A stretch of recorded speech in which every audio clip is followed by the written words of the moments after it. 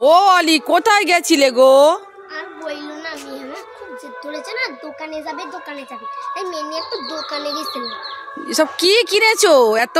এই একটা ললিপপ কিনেছে, তারপরে তোমার ওই পেন্সিল বক্স, ব্যাগ ম্যাগ কি আছে, এই একটা কিনেছে, ওই পেন্সিল ব্যাগ, দুটো হেয়ারব্যান্ড কিনেছে, একটা আমার মাথায়, আর কত বেলুন কিনেছে। বাবা, এত কিছু কিনে দিয়েছো? বেলুন 15টা বেলুন কিনেছে বাবা। একটা সোনপাপড়ির ফটো, একটা অরিও বিস্কুট কিনেছে, তারপরে এই একটা স্প্রিং কিনেছে। হাতে হয় না, আবার মেয়ে ছোট হচ্ছে, বলে যে খেলবে। ও মা, আমি ললিপপ খাবো মা।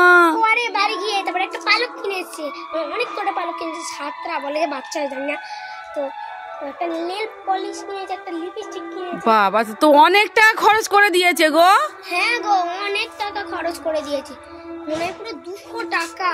কি বলবো বলো, বাচ্চাদের বায়না, কি করবো।